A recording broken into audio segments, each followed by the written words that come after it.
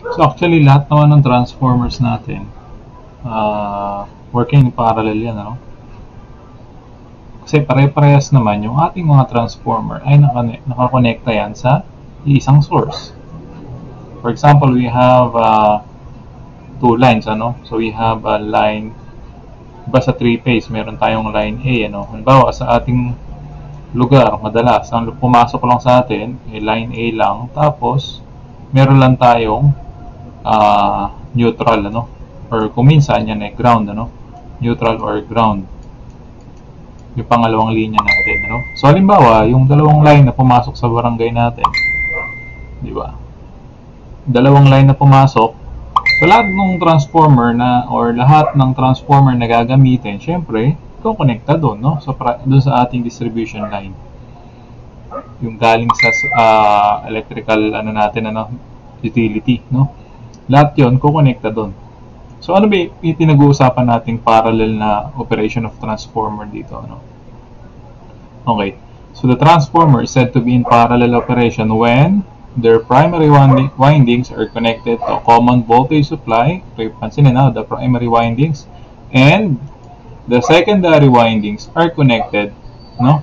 The secondary windings are connected to a common load, no? So yung ating primary connected sa common supply, voltage supply. Then, yung ating secondary is connected to a common load, ano? Okay, so yung ating transformer, parehas ng kinoneka na voltage supply and also, parehas din ng sinusupplyan na load, ano? So, silang dalawa, mag-share sila dun sa isang load, ano? Parehas sila magbibigay, no? So, the connection diagram of the parallel operation of transformer is shown in the figure below. Kagaya nito, so, meron tayong isang load, tapos dalawang transformer, no? So, iba to sa ano, hindi pa ito yung 3-phase transformer, no? So, dito kasi dalawang single phase, they are working in parallel, no? Okay, when transformers or transformer secondary winding are also parallel, the transformer characteristics must be properly coordinated if operation is to be successful. Okay, so dapat kagaya lang ito no sa ating machines no, doon sa may alternator natin. 'Di ba kapag magpa-parallel tayo ng mga AC generator natin or alternator, so meron tayong mga conditions. So parang ganoon lang din dito sa ating transformer. Okay, so ano ba yung mga requirements para maging successful lang parallel operation ng dalawang transformer? Okay, una, connection should be made with due regard to polarity. Okay, so natutunan natin yung about sa polarity, di ba? So dapat tama yung polarity natin. Then voltage rating should be identical, ano? Okay, so dapat identical yung ating voltage rating. Ano ba yan? Yung ating, syempre saan ba sila magpaparallel? Dun sa ating secondary terminal voltage, ano? Yung V sub S natin. Actually, dun parang sa E sub S, dapat equal na yan. No? Assuming that the losses, no, in the or voltage drop in the secondary side is equal, ano, in both transformers. So the voltage rating should be identical, no? Yun yung ibig sabihin nun. Okay, transformation ratios should be equal. Ano yung ratio na yan, ano? So di ba, we have A is equal to E sub P over E sub S.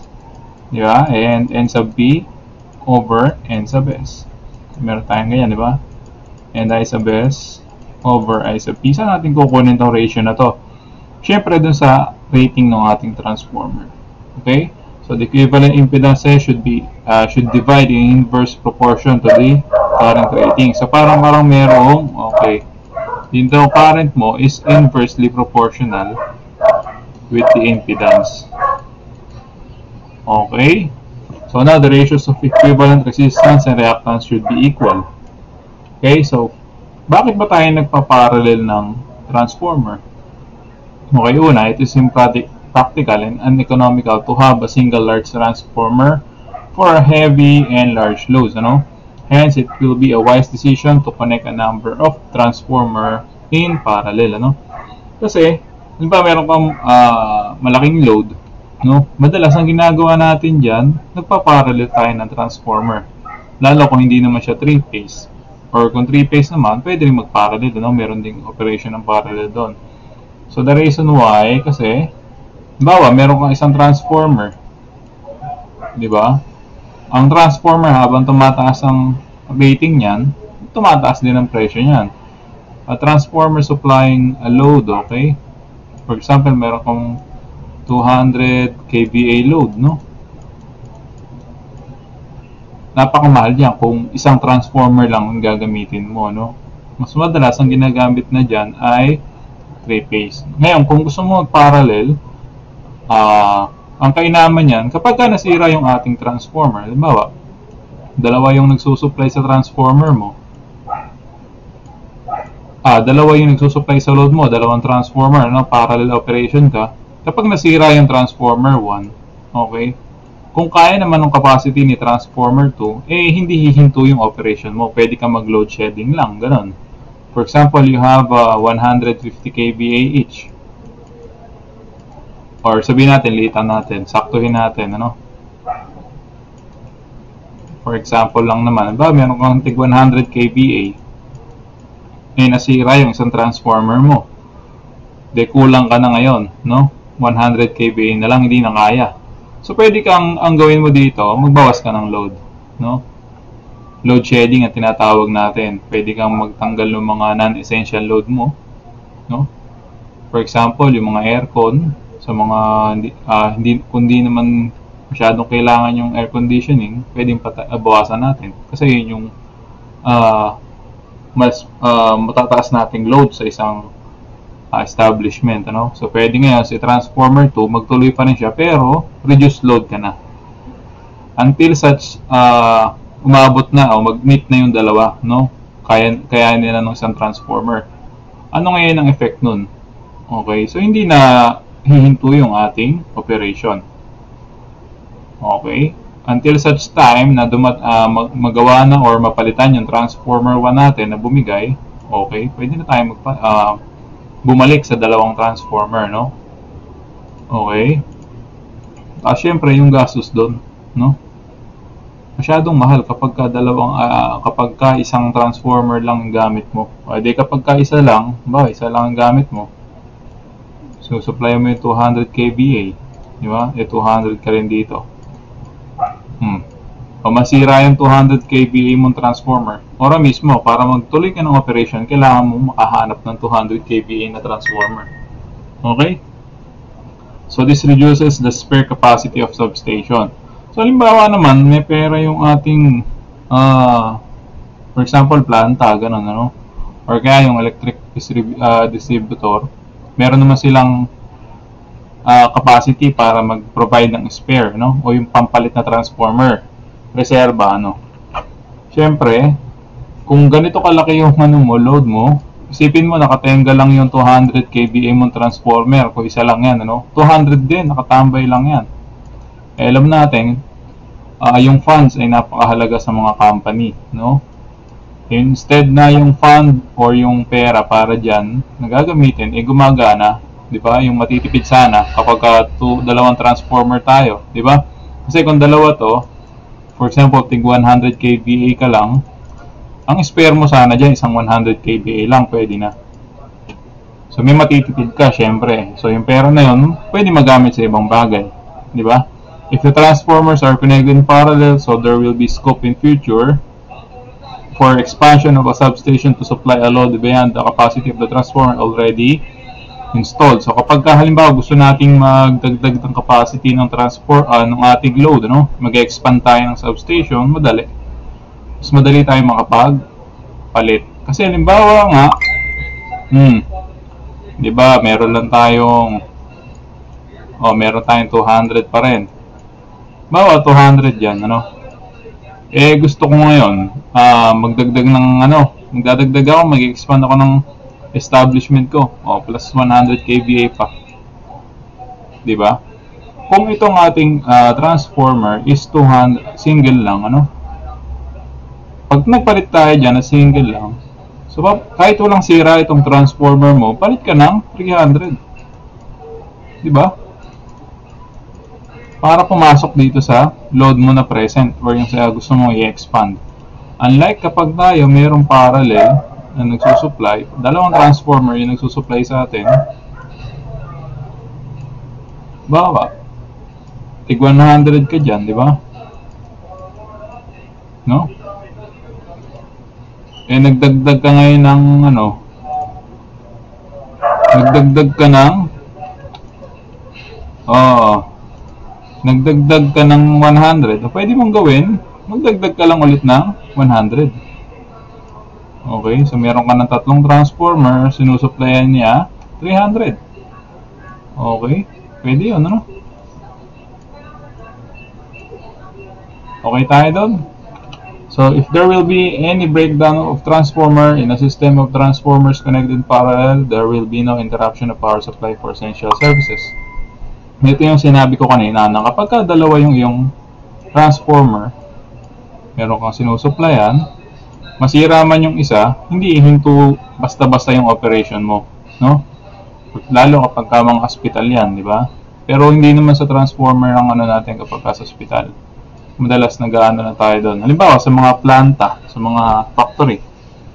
So, masyadong crucial yung dyan, operation or yung supply ng power.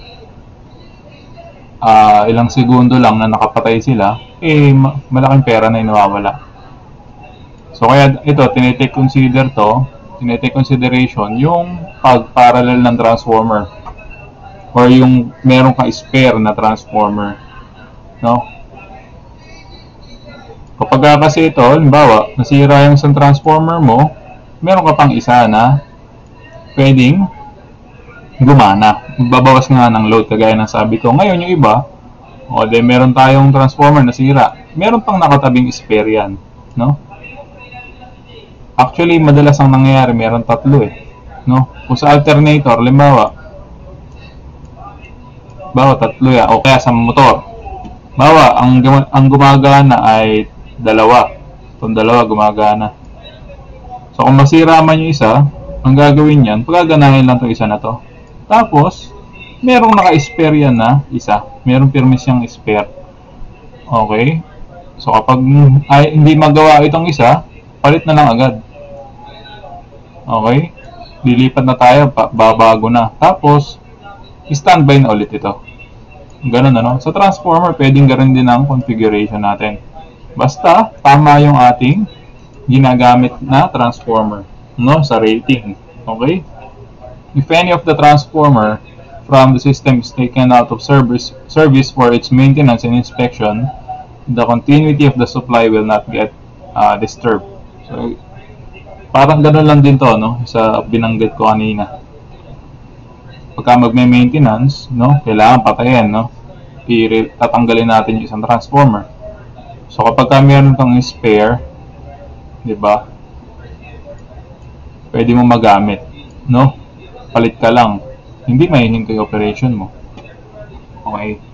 Pero syempre, kapag magde-design ka ng transformer, hindi naman saktong-sakto yung transformer mo. Kasi kung 200 kVA yung load mo, 100 yan. Hindi naman ganun, Kung meron kang allowance na, bawa, yung capacity ng dalawang transformer mo, total is 300, Pwede yun, tig 150 or 200, 100, pwede.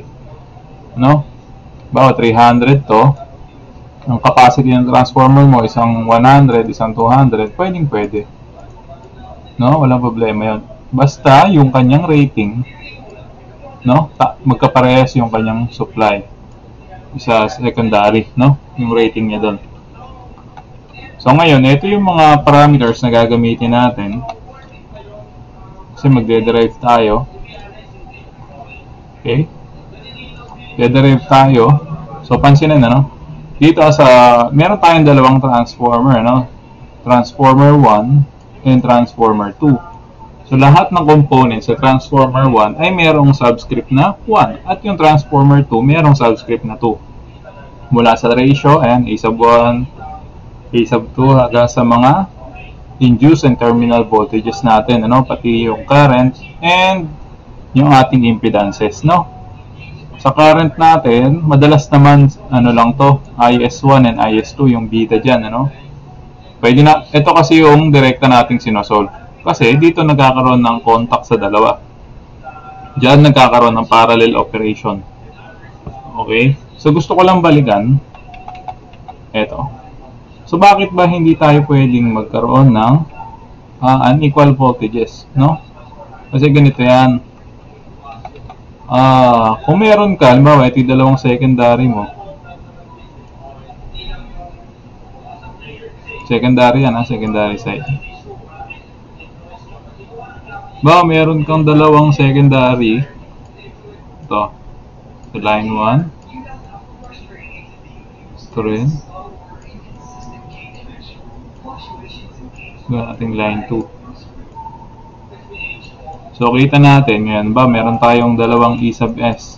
E sub S sub 1. E sub S2. Diba? Kung meron kang unequal voltages, induce. So, magkakaroon ka ngayon ng at no load, kapag wala ka pang nakasaksak na load dito, no? Wala kang load dyan. Diba? Wala ka pang load. Ang mangyayari sa'yo, meron ka ngayong circulating current. Kung unequal yung voltages mo, may potential difference ka eh. Diba? Basta meron tayong difference in voltage, current will flow. Okay, so ano ngayon magiging voltahe mo dyan? So you have ES sub 1 minus E sub S2 all over yung impedances ng dalawa. Yan ay parehas na sa referred to secondary. Plus, para kami series lang, kasi wala kang load. Okay, kung may load ka, syempre dadagdag lang yung impedance mo dyan. So meron kang circulating current. At kasi yung circulating current na yan ay delikado. No, lalo kapag wala ka namang load, okay, lalo kapag high voltage na yan, mababa lang yung ating winding impedances na yan, no? So, mababa lang yung winding impedance, anong mangyayari kung mababa ito? So, inversely proportional siya with the circulating current.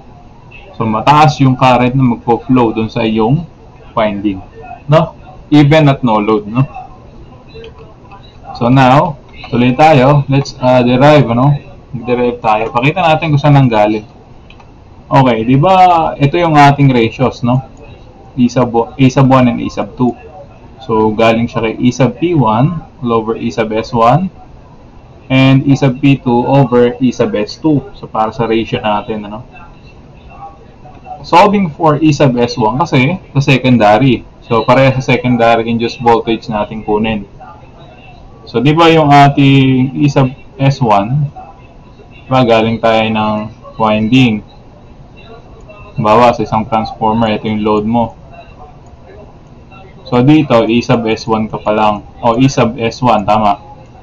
Dito ka sa winding mo, E sub S1. Tapos, sa terminal ng iyong terminal voltage mo, yan yung V sub S mo. So, syempre, meron kang voltage drop. So, if you want to get, saan ba galing yung current natin, di ba dito? Okay, so syempre, lahat ng winding na dadaanan niya, meron kang voltage drop. So, dito ang yung output, V sub S. So, solve for E sub S1. Alam na natin to, E sub S1 is equal to V sub S plus yung voltage drop. Ano yung voltage drop mo? So, ito yun. Yung E sub S1, ito yan. Okay? Malinaw tayo doon. Tuloy tayo. So, also, ganun din sa ating transformer 2. So, ngayon, nasabi, equal daw yung dalawa, So, yung E sub S1 natin, or yung E sub P1 natin, and E sub P2 is equal, Consider natin silang equal. Okay? So, meron tayong kinross multiply lang to, yung A sub 1. Ang kinalabasan nito, kinross multiply dito, ito. Then ito, tsaka ito. Yun. Diba? Kasi yung E sub P1 mo is equal daw kay E sub P2. So, kaya tayo nagkaroon ng equation na ganito. Dito siya galing. Pinag-equate yung dalawa. Ngayon, distribute lang natin. Distributing A sub 1 or yung ratio natin. Meron tayo nitong equation. Then, we can combine like terms. Or, first, we can solve kung anong gusto nating i-solve, So, for example, we want to solve for I sub S1. Okay, we can replace I sub S2, no, ng alin. Okay, so di ba meron tayong, burahin ko lang yung ano, meron tayong V sub S1 is equal to V sub S2 kasi equal yung voltage mo sa terminal. Yun yung requirement, di ba? Dapat daw equal. Ngayon, meron din tayo, syempre meron kang dalawang transformer at isang load. Dalawa silang nag-share dyan. Diba? Ngayon, ano yung current na papasok sa load? Ay, yung total load current mo ay total. Diba? So, saan manggagaling yung current? Doon sa dalawang transformer. Meron kang I sub 1, transformer 1, and I sub 2, so transformer 2. So, kaya meron ka I sub S1 plus I sub S2 is equal to I sub T. Solving for I sub S2, we have I sub T minus I sub S1. Okay, so replacing I sub S2 by I sub T minus I sub S1. Pinalitan lang natin yung I sub S2. Okay, so then i-distribute mo lang yung dalawa. So magkaroon ka ngayon I sub I sub S1. Okay, so ang nangyayari dito nung pagkalabas ng I sub S1, iti-transpose na sa kabila. Diba, mangyayari dyan yung A sub 2 times I sub T times Z sub EST, Z sub ES2. So ito yun, di ba? Naiwan dyan. Okay, then ba't ba doon? A sub 2, no? Didistribute mo lang, di ba? Then doon sa isa, A sub 2 times I sub S1 times Z sub ES2. So, yung ito, yung product ng tatlo, nilipat na agad sa left side. So, kaya meron ka ngayon, A sub 1, I sub S1, ito originally, then yung product nun, dito nga napunta. Then ito, nilipat sa kanan. Kasi nga, ang ginagawa natin, lahat ng merong variable na I sub S1, pinagsasama-sama natin sa isang side para we can factor out I sub S1, then we can divide both sides by yung factored out na I sub S1, ano? So we have now factoring I sub S1. So ito, galing dito, no? So dalawa, pinactor out lang yung I sub S1. So ito nakuha natin. Then, ito yung sinasabi ko na pwede na natin i-divide both sides by this value. So, yung pinanggalingan ng I sub S1 natin. So, dividing both sides by A sub 1 Z sub S1 plus A sub 2 Z sub S2. So, we have now I sub S1 times A sub 2 minus A sub 1 times V sub S plus A sub 2 I sub T, or yung total current, times Z sub S2 all over A sub 1 Z sub S1 plus A sub 2 Z sub ES2. So, pansinin yung mga impedances natin gamit. So, puro sila referred to secondary. Kasi, doon tayo nagsosolve. Dahil doon yung common point nila. No? So, doon sila merong parallel or doon sila nagsusupply ng load. Para mas madali. No? Then, we have now, if we want to solve for I sub S2, so, syempre, palitan mo lang yung I sub S1. No? Galing tayo ngayon dito, I sub S1 plus I sub S2. Okay, ang palitan mo naman yung I sub S. Parang may baliktad to ah. Hindi yata napalitan. Ayun. Okay. Yung I sub S1 ngayon, papalitan natin ng I sub T minus I sub S2. Solving for I sub S1 first, transposing I sub S2. So, we have now, okay, palitan lang natin yung value ng I sub S1. So, kagaya lang ng ginawa natin dito, yung value na merong I sub S2, pag samasamahin. So, meron tayo ngayon dito, negative yung I sub S2 natin. So, pag nilipat natin dito, tapos itong A sub 2, B sub 2, lipat lang natin. Okay, tapos pagbalik na rin nyo lang para huwag kayo malito. Dalhin lang natin sa left side lahat ng merong I sub S2. So, meron tayo ngayon, ito yung dalawang value or term na merong I sub S2. Factoring out I sub S2. So, di ba ito yung A sub 1, V sub 1, tapos A sub 2, V sub 2. Nga pala, kung mapapansin nyo, sa una meron pang subscript yung ating terminal voltages. Tapos ba't naging Vs na lang? Kasi equal naman sila, no? So pwede natin ilagay Vs is equal to Vs1 is equal to Vs2. Bakit mo pa sila pag-ibayin ng subscript kung equal lang din naman? Wala natin Vs na lang. Wala nang subscript na 1 or 2. So kaya ganun nangyari dito, no?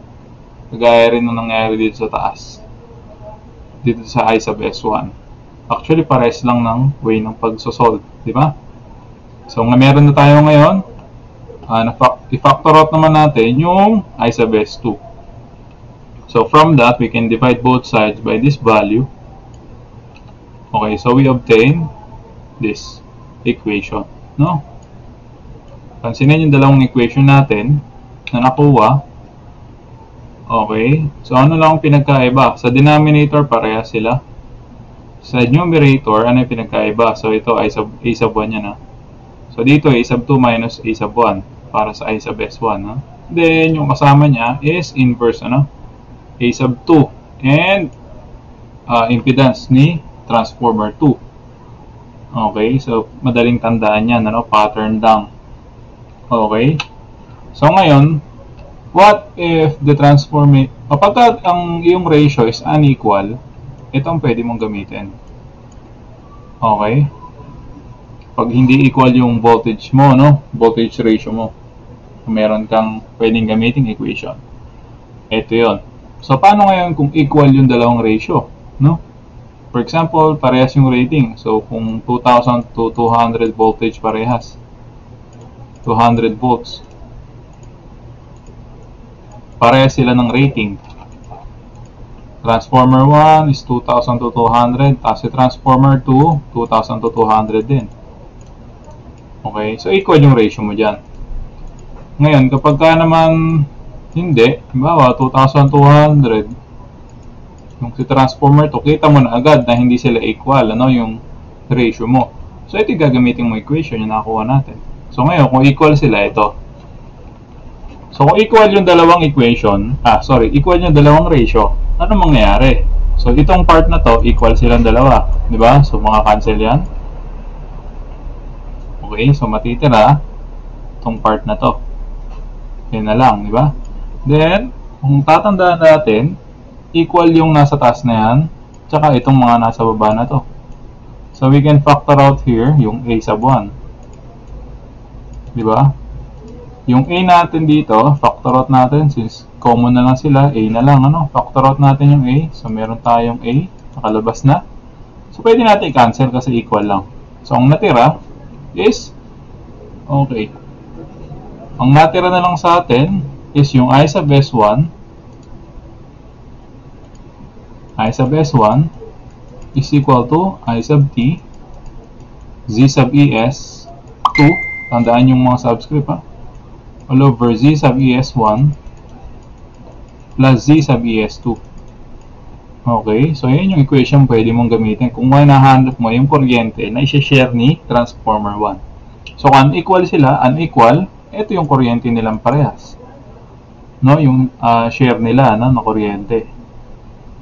Ngayon, kung hindi na kung equal yung ratio nila, tama ba yung sinabi ko? Kapag unequal yung dalawang transformer, yung ratio nila, ito yung sharing nila ng current.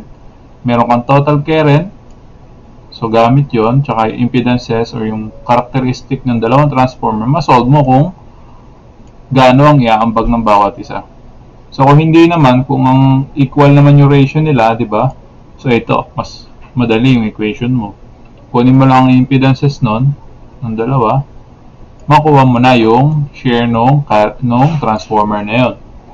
Pansinin, ano? I sub S1 hinahanap natin, we have Z sub S2, no, or yung secondary. Para kang merong current divider, meron kang current divider rule dito sa equation na to, di ba? Yung current divider natin, kapag meron kang parallel, no?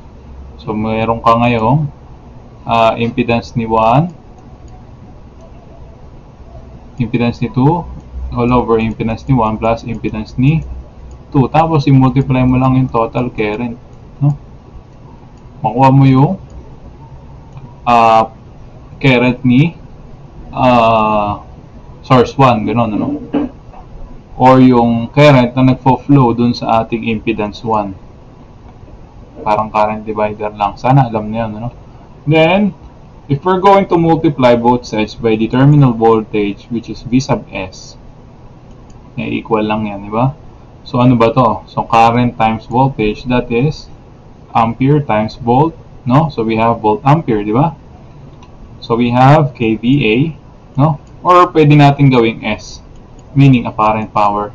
So, kung meron kang load, ano, yung apparent power, so, i-multiply mo lang siya sa ratio na ito or dun sa impedances, no?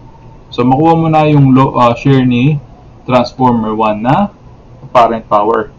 Yun yung bibigay niya apparent power dun sa load o yung share na niya load, no? So, syempre, kung mayroong load si transformer 1, mayroon din si transformer 2. So, same lang ng process. Galing tayo sa IS2, equal yung A1 mo at saka A2. Cancel to. Then, factor out lang ng A sa ilalim. Diba? So, mag-arrive tayo sa equation na ito. Then, multiplying both sides again by V sub S. Makuha mo ulit yung kVA both sides, no? So, kVA 2. Siyempre, current load ni transformer 2. Tapos, multiply mo yung ano niya. Multiply mo yung terminal voltage ng transformer natin, which is equal naman. So, mangyari, makuha mo yung kVA load ni transformer 2. Okay? So, apparent power lang din naman yon. So, we can write S sub 2 is equal to S load, no? Or yung total load na susuplayan times ZS sub 1, ZES all over ZES 1 plus ZES 2, no? So, ito yung summary ng mga equation natin pwedeng gamitin. Okay? So, pansinin ha. So, kapag no load tayo, so, kapag unequal yung voltages natin, syempre may problema, no? Magkakaroon tayo ng circulating current. Assuming na mas malaki yung E sub S2, pwede rin magkapalit yung dalawa. No? Depende. Kasi kung halimbawa, magkapalit, mas malaki yung E sub S1 mo, di ba? So, mangyayari, magne-negative yung current mo. Ibig sabihin, mali ka ng assume ng flow ng current. No? Kung mag-negative yan, babalik ta rin mo lang. Okay, pero yun pa rin yung value nun. Kaya dito naman, I sub 1. So, ito yung equation na to. Kapag ito, equal yung terminal voltage mo.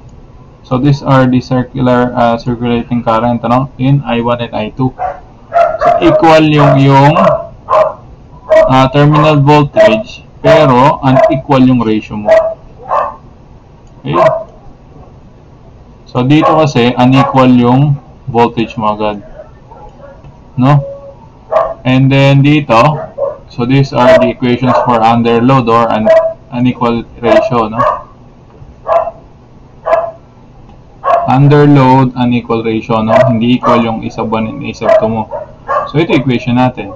So, pwedeng gamitin. Tandaan natin yung inversion nito, no? I sub 1 tayo, pero ang kinukuha natin or yung gamit natin is transformer 2.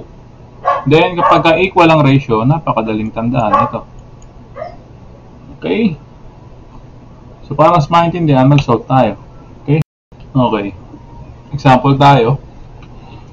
So, two transformers, 1 and 2 are connected in parallel, supplying a common load of 120 kVA. So, ito yung paghahatian nila. Si transformer 1 is rated 50 kVA and yung kanyang rating is 7,622 240 volts, no? So, ito ngayon yung ratio mo, di ba? Kita mo na. And has an equivalent impedance of 8.5 ohms, no? So, ito yung iyong impedance referred to secondary. While transformer 2 naman, so rating niya is 700 kVA, no? Then, yung kanyang ratio or yung voltage rating niya is 7,620 to 240 and has an equivalent impedance of 5.1 ohms, no? So, the two transformers operate with the same power factors. Okay, so what is the kVA load of each transformer, no? So, linawin ko lang, ano? So, itong power factor na to, ang magdidikta nito is yung iyong load. Ano yung power factor ng load mo? Okay? So, ang tinatanong sa atin, what is the kVA load of each transformer? So, di ba? Okay. So, meron tayong equation para sa load in transformer 1. So, we have S sub T for yung total load times yung ZES2 all over ZES1 plus ZES2. Yung impedances ng dalawa, 8.5 tsaka 5.1. Ngayon, ano ba yung impedance ni transformer 2? So, we have 5.1. Okay? So, we have the total load na susuplayan nila is 120 kVA. Yun. Tama? So, we have now 120 times 5.1 over 5.1 plus 8.5. So, pindutin lang natin. So, 120 times 5.1 over 5.1 plus 8.5. So, we have 45,000 or 45 kVA, no? So, we have 45 kVA. So, ito naman, pwede naman, halimbawa, ang share na ni transformer 1 is 45 kVA.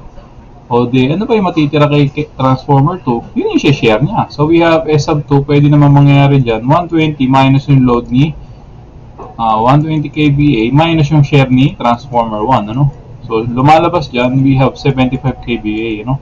So, pwede yun. Actually, pwede mong ipan-check yan, ano? Or pwede yun na, di ba?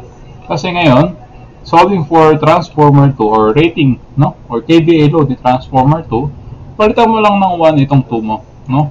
Transformer 1 naman ang gagamitin mo. So, you have now, or yung impedance ni transformer 1, yung numerator.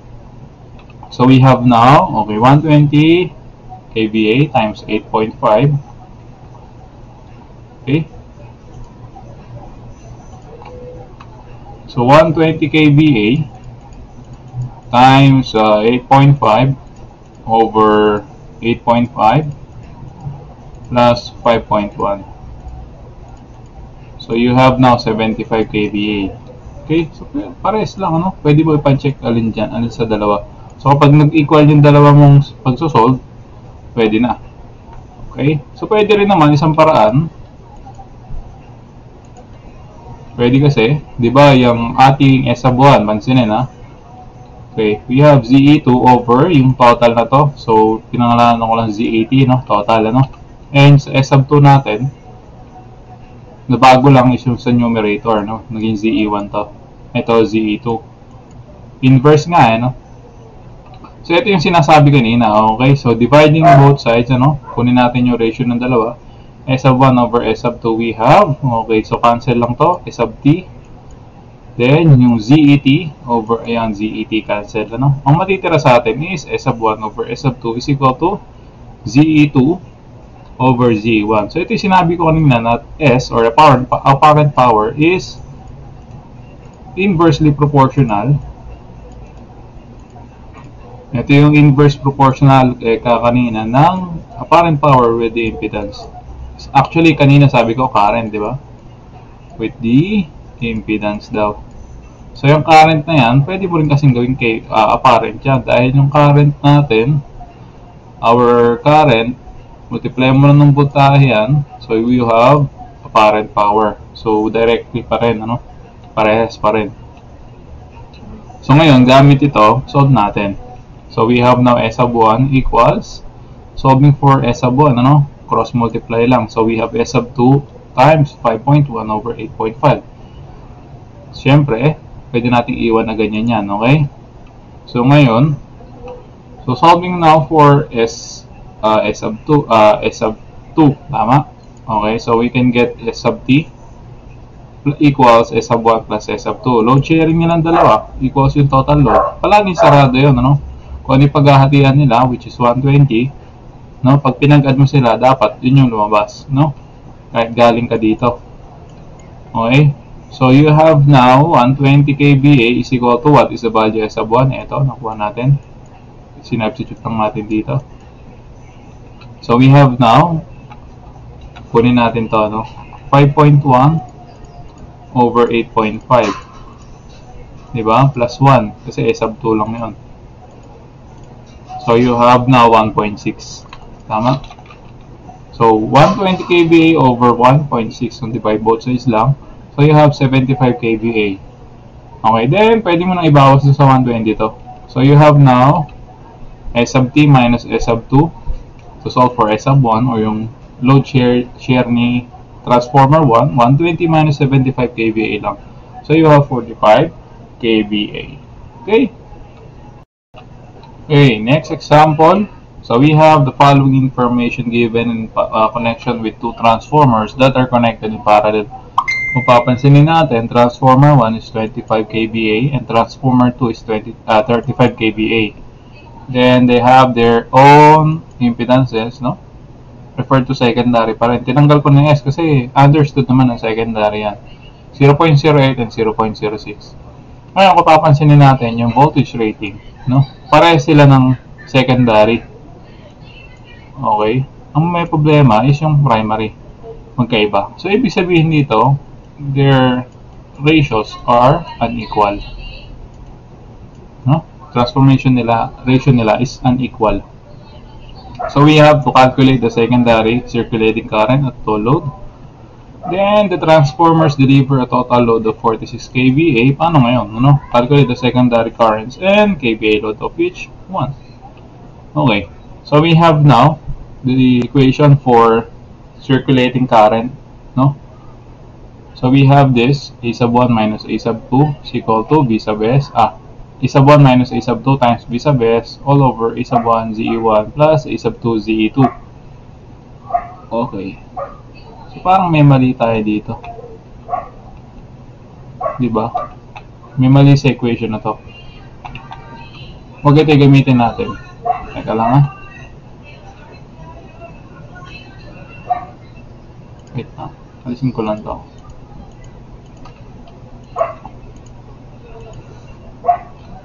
Okay, solve natin ngayon. So we have I sub C or the circulating current is equal to E sub T1, diba? Given na mas malaki yung ating primary, may all over E sub T2 all over Z sub E1 plus Z sub E2. Okay? So solve natin, no? So we have E sub T1 is equal to 2360. 2360 minus 230 all over. So we have ZE1 is 0.08 plus 0.06. Okay? So we have now solving 2360 minus 2300 all over 0.08 plus 0.06. So we have 428.57. So we have a circulating current of 428.57 amperes. 428.57 amperes. Teka, 230 lang. Tama pala. 2360 over 2000, minus 2300.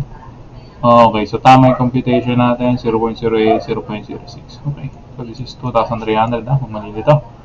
So now, nakuha natin yung circulating current natin kapag tayo ay no-load. Diba, ang taas agad ng current. Ngayon, kapag nga nagkaroon tayo ng load, ano? If the transformers deliver a total load of 46 kVA. So now, so we have I sub t. Kunin mo natin yung I sub t kasi yung equation natin merong kasamang I sub t. So solving for I sub t, kunin mo lang yung S total mo o yung pag-share nila na load. So you have 46 kVA all over yung secondary voltage natin is 230 volts. So ang kailangan mo lang ng kuryente dyan is 200 amperes. Okay, so you have na 200 amperes. Okay, palitan natin ngayon, no? So ito tayo, ito equation natin, kabisado natin yan. So substituting the values, so A sub 2 natin here is 2,300 over 230 and 2360 minus 230 para sa transformer 1 or ratio ng transformer 1. Then B sub S, 230 yan. Then ratio na naman, meron tayo. Ito yan. Ratio ni or A sub 2. Then we have 0.06 or ZE2, no? Then 200 amperes para sa ating total current. Okay, so then sa ilalim, yung ratio lang ng dalawa times yung kanilang impedance. Diba? Sum ng dalawa.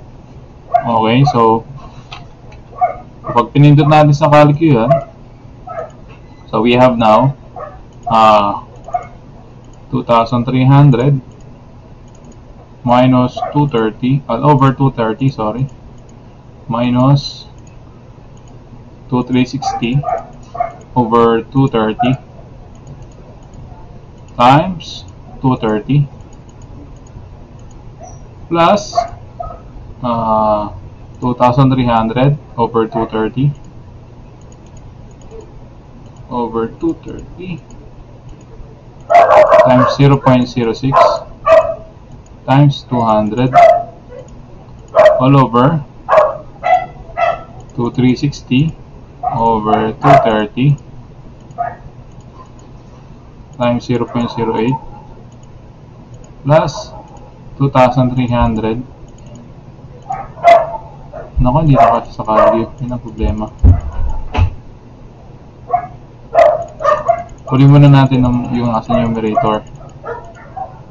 Okay, i-over 1 ko lang. So, ito ngayon yung nasa numerator mo. Oh. Numerator over. So, 2,360. Hindi na kasi sa calcu.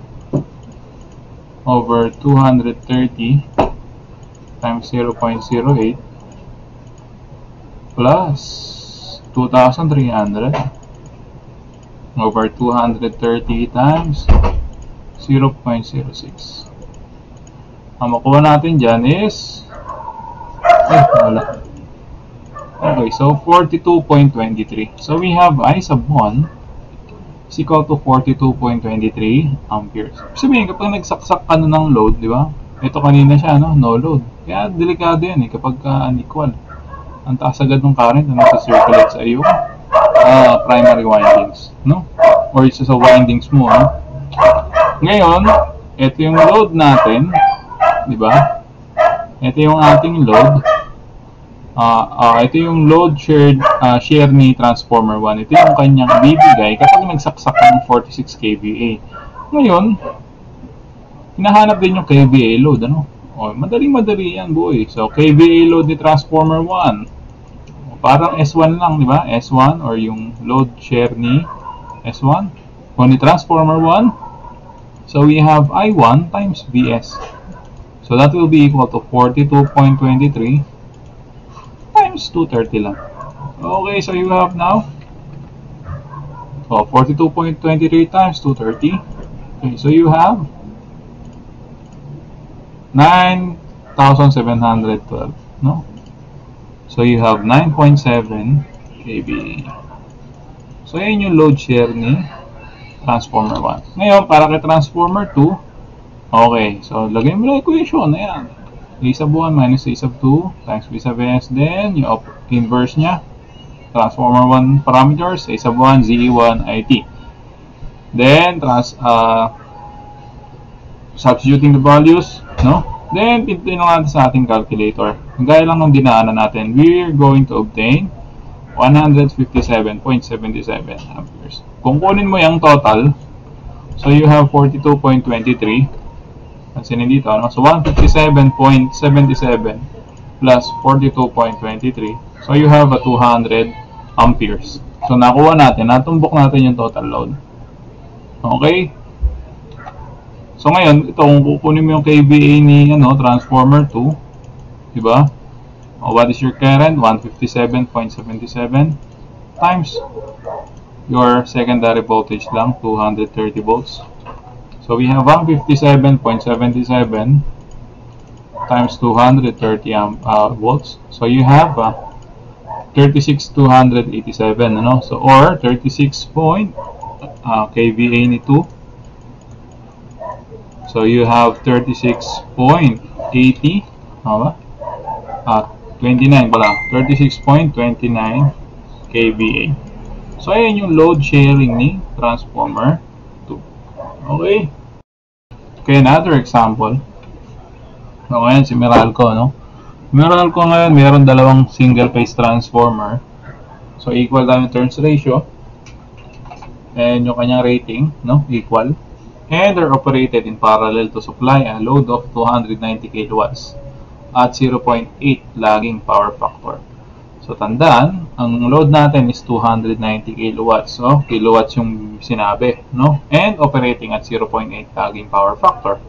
Transformer A has a resistance of 2% and reactance of 8%. Then Transformer B has a resistance of 1% and reactance of 6%.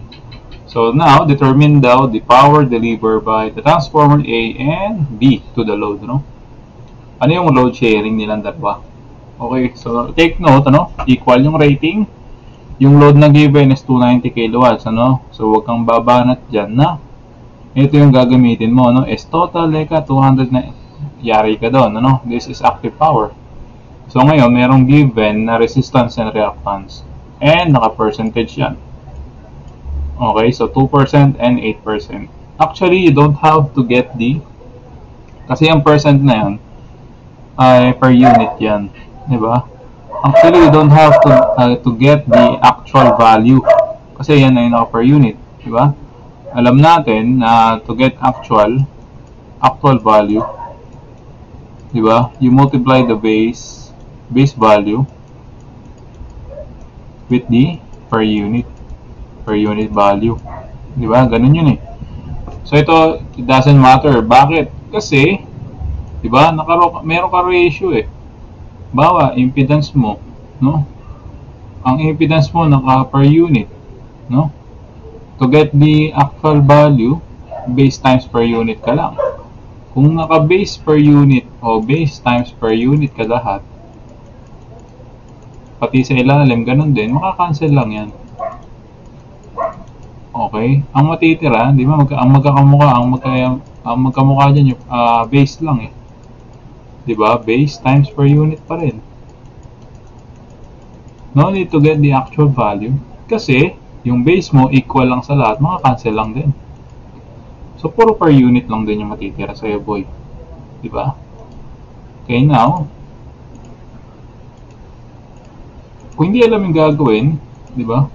Kasi impedance yung tinuro eh. Diba? Tapos resistance and reactance. Paano ngayon to? Okay, from AC circuits natin, diba? Impedance is the sum, ano?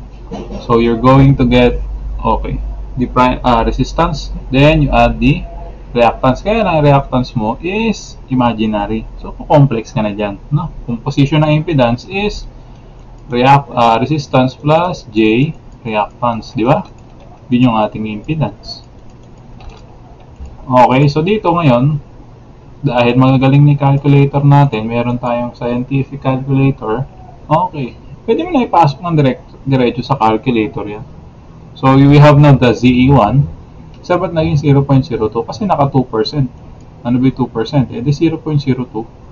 Diba? Then, transformer B, or second transformer natin, 1%. Okay, 0.01 plus J, 0.06. So, be cautious lang with the sign. Diba? Kasi kapag ka-impedance ka, okay, so reactance mo, kung yan ay negative, ilalagay naman. Unless wala nakalagay. So, positive ilagay mo. Okay? So, kapag nag-negative yung impedance natin, ibig sabihin yan ay leading, ano? Or capacitive yung nature ng load. Diba? Or yung nature ng ating load, tama. E ano ba yung pinanggalingan ng resistance sa reactance niya? Tandaan natin yan eh, coil. At ang coil ay inductive load. Diba? Kaya positive tayo. So now, we have the power total or total power to be supplied as, ba't ba ganun? Ba't 290? Okay, palitan lang natin. Madali lang, walang problema dyan. Okay. So we have this, gawin natin 180.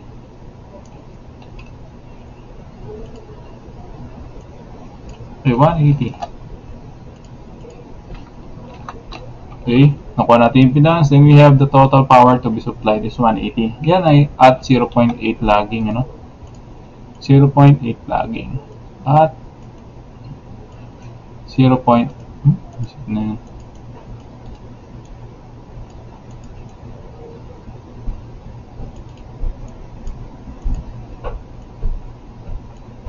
0.8 lagging, ano?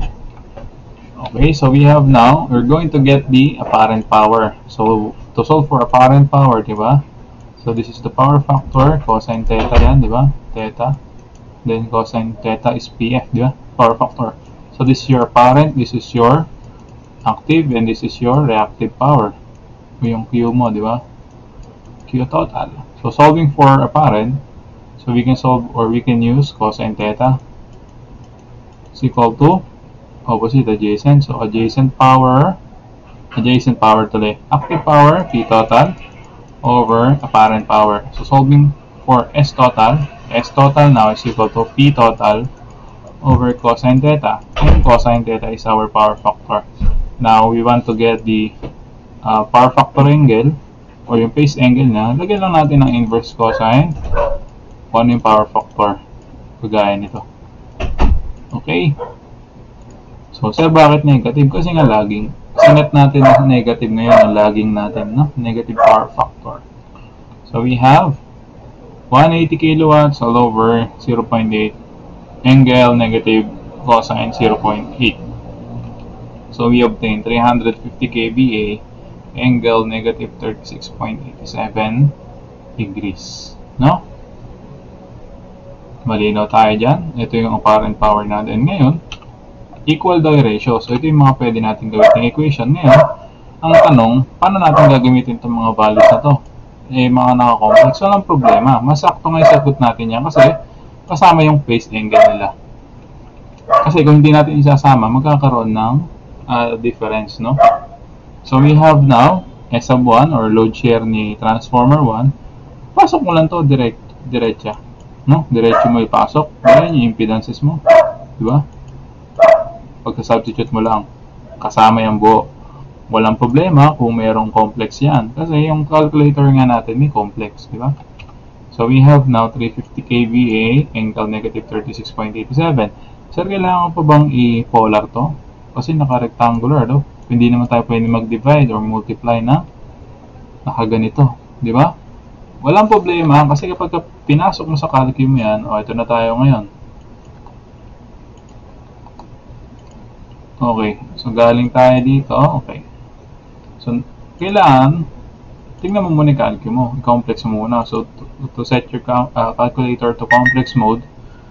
So, mode 2, mode complex. Then, 350, exponent 3. Angle negative 36.87. Teka lang, lagyan natin ng parenthesis. 350, exponent 3. Angle negative 36.87. Times, so okay, yan na 0.01 plus 0.06. Walang J ito, pero yung I yun, ano? Dito yung I. Yun yung katumbas ng J. So, sa ilalim, you have 0.02 plus 0.08 I. Then, plus 0.01 plus 0.06 I. Ay, wiset. Ano ba? Q. Okay, parenthesis ulit. So, we have now, for the power, or the active power, so we have, di ba, kapag lumabas sa calculator mo, ganito, yung real component is yung active power. And then, yung imaginary is your reactive component. So, lumabas. Okay. So, we have 123 kilowatts. Galing dito, 123, ano, in-round off lang. 122.9 or 123. Then, sa ilalim, 83, no? 83, 836, di ba? So, ni-round off lang into 84 kilovar, no? So, this is our S1, no? So, kapag itinanong, determine the power delivered. Sabi, power lang eh, no? So, kung yung tinanong is active power, so select mo to, no? So, P1 is equal to 123 kilowatts. Sir, paano kung halimbawa ginamit ko ito lang? Meron kang discrepancy dyan, ano? Magkakaiba kasi mawawala yung phase angle. Okay, ngayon, kapag yung problem natin, ganito, nakahimay siya ng resistance and reactance. So, makakuha ka ng phase angle dyan, di ba? So, kailangan yon. Lalo kung meron kang power factor. Ngayon, kung hindi naman given, okay lang sa akin na yung mga magnitude lang. Okay, kung ang problem natin is nakahimay or meron tayong power factor na given para sa magkaibang transformer, tapos yung load nila. Okay, so doon, ganito gagamitin natin pagsosolve, no? Okay, so para kay transformer 2, same process lang. Okay, so ZE1 naman yung nasa numerator mo.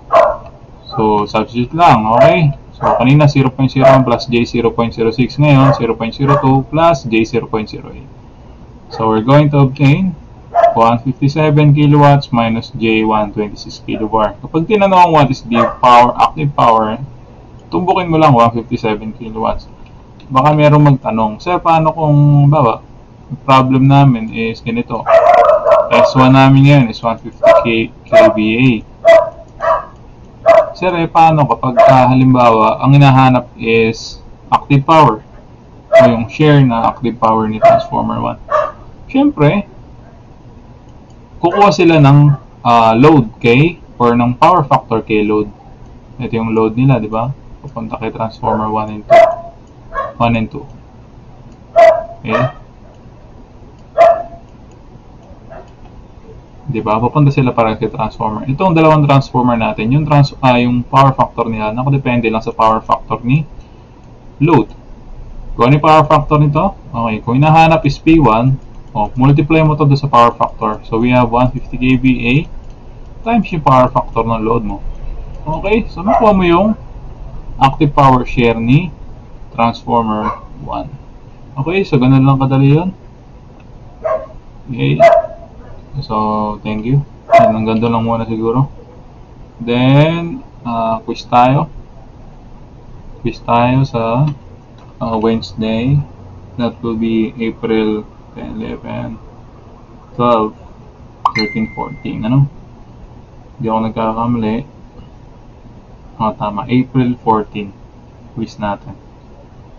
Hanggang dito sa parallel operations. Okay, so yun lang. Thank you sa inyo.